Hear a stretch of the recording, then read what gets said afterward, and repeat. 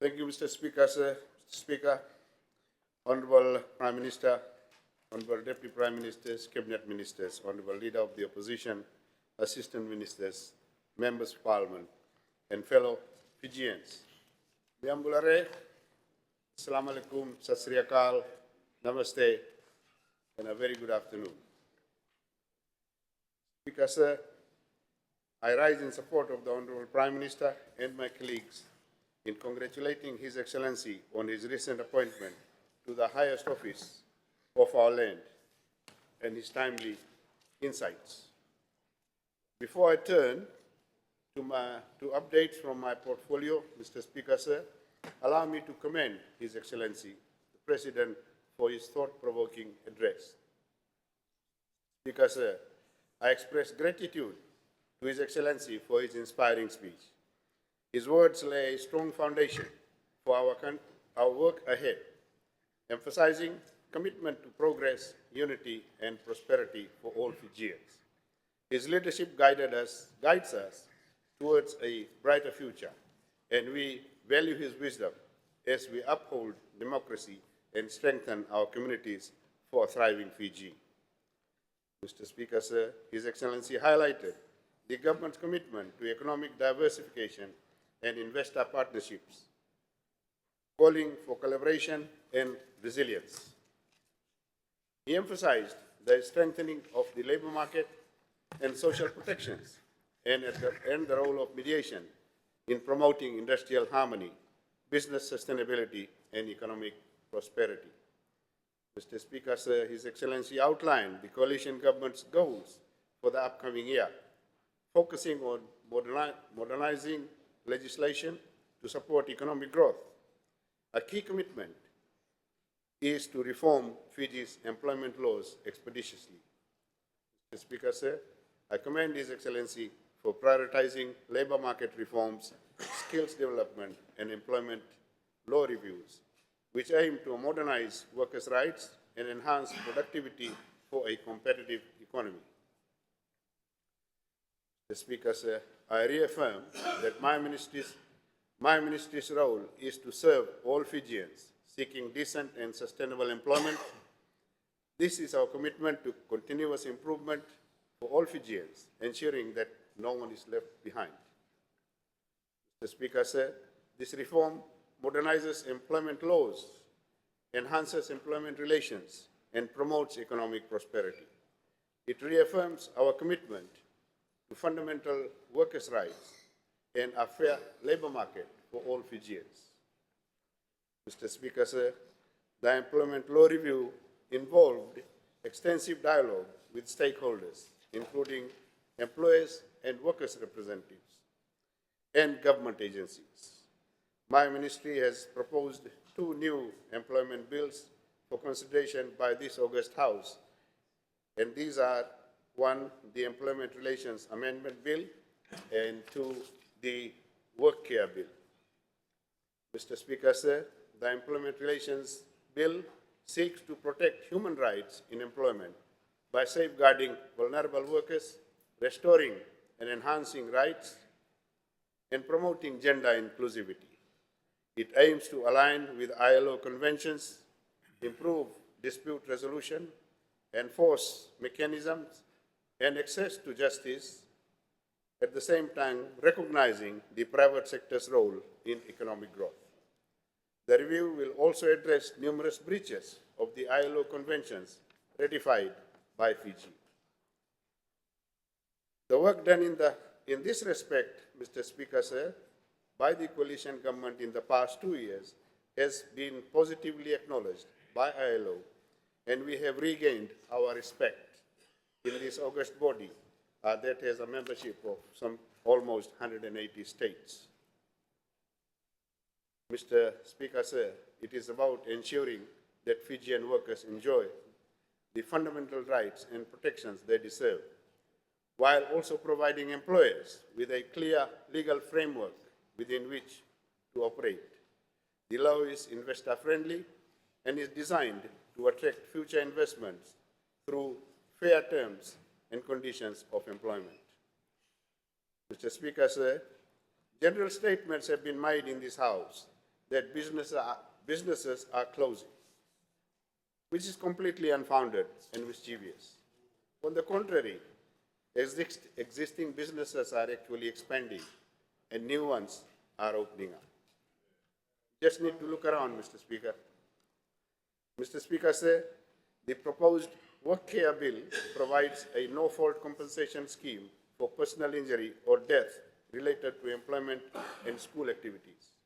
Compensation will be managed by the Work Care Fund under the Ministry of Employment, ensuring efficient processing through a one-stop shop system. Mr. Speaker, sir, effective June 1st, 2024, my ministry has taken over employment and school accident case processing from the ACCF agent Veritas Limited, saving the government approximately $1.2 million annually. The ministry processed 381 cases in 7 months, exceeding the ACCF's annual average of 222. This month, another 561,000 will be paid out, using up the entire $6 million budget for the financial year. Mr. Speaker, sir, the coalition government has implemented a historic wage adjustment increase, increasing Fiji's minimum wage by 25% and sectorial wages by 21% for this financial year. This is to improve the lives of vulnerable workers and their families, promote fairness in the labor market, and enhance national economic prosperity. While we cannot, Mr. Speaker, sir, control the price rise due to external factors, higher take-home pay will ease things for the ordinary workers and their families. Mr. Speaker, sir, the wage increase was implemented after consideration for both workers and businesses to thrive, especially small and medium enterprises. The government introduced measures to help businesses adapt, aiming to enhance economic security, stimulate local demand, and strengthen the Fijian economy. Mr. Speaker, sir, it's worth noting that it took the previous government some 7 years to increase the national minimum wage from $2.68 to $4, an increase of $1.32. The coalition government is increasing the minimum wage by $1 in 8 months.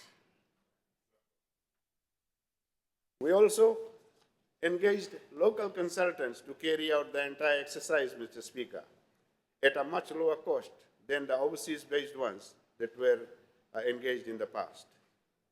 The 10 sectorial wages councils are now in place and will regularly monitor and adjust wages periodically. And these councils, Mr. Speaker, are also tripartite, which means we have representatives from workers, employers, and government. Speaker, sir, a key aspect of decent work is enabling workers to organize and negotiate collectively for their rights, ensuring that they have a significant influence on their employment terms and conditions. This is a fundamental right as per Conventions 87 and 98, ratified by Fiji. Mr. Speaker, sir, this is something that was not respected by the previous government, despite continuous reminders by the ILO. Just for record, Mr. Speaker, sir, they had stripped workers and trade unions of their fundamental rights and, of course, killed tripartism. Mr. Speaker, sir, I say just for the record, we must not forget history. Union leaders were arrested, detained, charged, and brought to court just to harass and to instill fear in them. And after a few years, the charges were eventually withdrawn. They imposed fixed-term contracts on civil servants and threatened them with termination if they spoke up. Thanks to the coalition government, this is now a thing of the past. Mr. Speaker, sir, true democracy has been restored.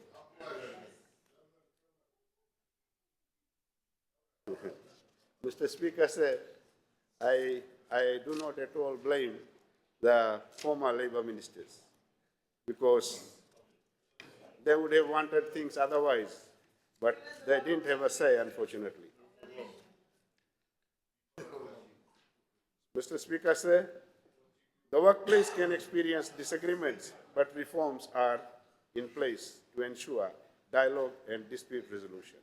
These encourage constructive discussions between employers and workers in consulting and collaborating with each other to effectively address employment challenges. Mr. Speaker, sir, we are committed to eliminating all forms of discrimination in the workplace based on grounds such as race, gender, religion, and disability. We firmly believe that everyone deserves an equal chance to contribute to our economy and society, regardless of their background. Mr. Speaker, sir, the establishment of the National Productivity Commission is vital for enhancing productivity in Fiji and promoting business sustainability and competitiveness. It aims to improve efficiency, reduce wastage, and foster innovation in key sectors like agriculture, manufacturing, and tourism. This initiative will support the government's goals of economic growth, job creation, and improved living standards, helping businesses adapt to regional and global challenges. Mr. Speaker, sir, my ministry is adapting to global changes by collaborating with the ILO and the International Organization of Migration, or IOM, to review Fiji's employment policy and develop a national labor mobility policy. Our labor mobility programs, such as the PALM and the RSC schemes, exemplify Fiji's economic diversification through bilateral agreements. Benefits include remittances, increased family income, growth of small enterprises, and skills acquisition. While acknowledging opportunities, we are also addressing challenges. For local employment, my ministry is organizing job fairs to bring together potential workers and employers. The past 3 events have been a resounding success, and the next one will be organized later this month. We also facilitate workplace attachments for unemployed young graduates to enhance their skills. Their remuneration, Mr. Speaker, sir, is subsidized by the government by 50%. Mr. Speaker, sir, the resolution of the 33-year strike at Batukola represents a significant milestone for the coalition government, effectively addressing an issue that had been raised by the International Labour Organization over 3 decades. This resolution not only corrects historical injustice, but also reflects the government's steadfast commitment to holding workers' rights with fairness, integrity, and in line with international labour standards. Similarly, the case of the former president of the Fijian Teachers Association, Mr. Tevuta Korei, was terminated from his principal's post for raising the concerns of his members. His case, commonly known in the ILO as case number 2723, Mr. Speaker, sir, it is known by heart by the senior staff in my ministry because it kept on recurring for a number of years, and it is now being addressed by our government. Mr. Korei, Mr. Speaker, sir, was a shining head of school. But just because he was the president of the union and he raised the concerns of his members, he was terminated on the spot. He had to go away to the USA in search of a job. And now he's getting ready to return. Mr. Speaker, sir, my ministry, in partnership with the Ministry of Trade, Cooperatives, SMEs, and Communications, has digitized an online OHS audit and inspection system to enhance business registration and inspection efficiency.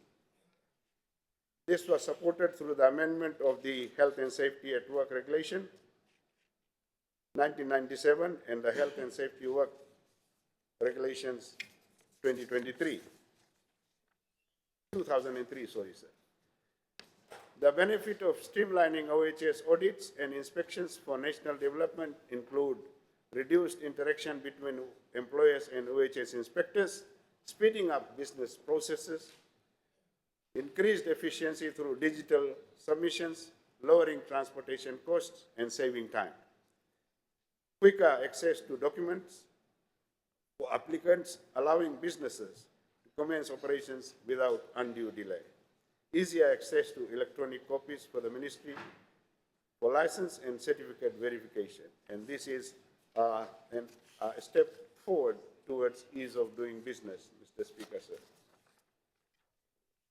Mr. Speaker, sir, the mediation service continues to play a critical role in promoting dialogue between workers and employers, resolving disputes, facilitating negotiations for fair terms, preventing industrial action, and fostering respectful relationships for a stable labor market and improved national productivity. My ministry encourages social partners to prioritize workers' welfare while enhancing business productivity to attract more investor confidence. Mr. Speaker, sir, we have brought workers and employers representatives together to the same table, and we have now reduced the kind of animosity that actually had been existing in the last 14 to 16 years. And they are now able to sit at the table and amicably sort out their problems as far as possible. Mr. Speaker, sir,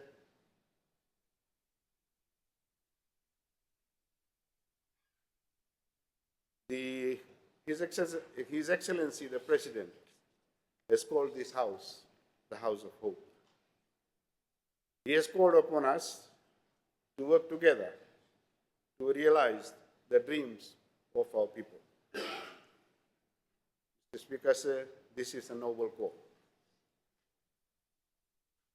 that all of us as elected representatives of the people must team up to work together to achieve. Our Prime Minister is on record for inviting the members of the opposition in the past to work together.